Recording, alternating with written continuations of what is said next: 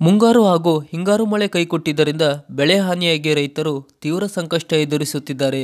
ರಾಜ್ಯ ಸರ್ಕಾರ ಮೊದಲ ಕಂತಿನ 2,000 ರೂಪಾಯಿ ಬರ ಪರಿಹಾರ ಘೋಷಿಸಿದ್ದರೂ ಇನ್ನೂ ಕೆಲವೊಂದು ಜಿಲ್ಲೆಯ ಅನ್ನದಾತನಿಗೆ ಹಣ ಜಮಾವಣೆಯಾಗಿಲ್ಲ. ಹೆಚ್ಚಿನ ಬರ ಪರಿಹಾರ ಬಿಡುಗಡೆಗೆ ಆಗ್ರಹಿಸಿದರೆ ಕೇಂದ್ರದಿಂದ ಬರ ಪರಿಹಾರ ಬರಲು ವಿಳಂಬವಾಗುತ್ತಿದ್ದು, ದೊರೆತ ನಂತರ ಹೆಚ್ಚಿನ ಹಣ ಬಿಡುಗಡೆ ಮಾಡುವೆವು ಎನ್ನುತ್ತಿದೆ ರಾಜ್ಯ ಸರ್ಕಾರ.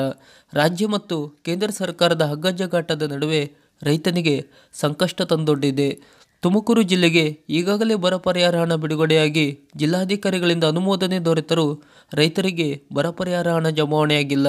ಈ ಬಗ್ಗೆ ಅಧಿಕಾರಿಗಳನ್ನು ವಿಚಾರಿಸಿದರೆ ತಾಂತ್ರಿಕ ಸಮಸ್ಯೆಯಿಂದ ವಿಳಂಬವಾಗುತ್ತಿದ್ದು, ಶೀಘ್ರದಲ್ಲೇ ಸಮಸ್ಯೆ ಬಗೆಹರಿಸಿ ಅರ್ಹ ಫಲಾನುಭವಿಗಳಿಗೆ ಹಣ ಸಂದಾಯ ಮಾಡಲಾಗುವುದು ಎಂಬ ಭರವಸೆ ನೀಡುತ್ತಿದ್ದಾರೆ.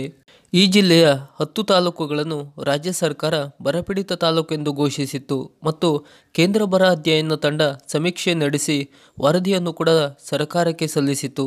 ಆ ವರದಿಯ ಅನ್ವಯ ಈ ಜಿಲ್ಲೆಯ 10 ತಾಲೂಕುಗಳ 1,98,387 ರೈತರಿಗೆ ಒಟ್ಟು 35.66 ಕೋಟಿ ರೂಪಾಯಿ ಬಿಡುಗಡೆಯಾಗಿ ಜಿಲ್ಲಾಧಿಕಾರಿಗಳಿಂದ ಅನುಮೋದನೆ ಕೂಡ ಸಿಕ್ಕಿದೆ. ಆದರೆ ಎಲ್ಲ ರೈತರಿಗೂ ಈ ಹಣ ಜಮಾವಣೆಯಾಗಿಲ್ಲ. ಒಟ್ಟು ರೈತರ ಪೈಕಿ 1,26,556 ರೈತರಿಗೆ 2.27 ಕೋಟಿ ರೂಪಾಯಿ ಕಳೆದ ತಿಂಗಳ ಫೆಬ್ರವರಿಯಲ್ಲಿ ಡಿಬಿಟಿ ಮೂಲಕ ನೇರವಾಗಿ ಹಣ ವರ್ಗಾವಣೆ ಮಾಡಲಾಗಿದೆ.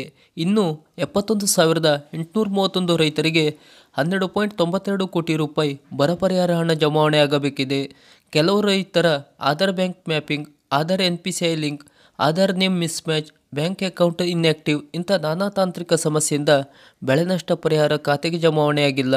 ಇಂಥ ರೈತರು ಕೃಷಿ ಇಲಾಖೆಗೆ ತೆರಳಿ ತಮ್ಮ ಖಾತೆಯ ಸಮಸ್ಯೆಯ ಬಗ್ಗೆ ಪರಿಶೀಲನೆ ಮಾಡಿಕೊಳ್ಳಿ.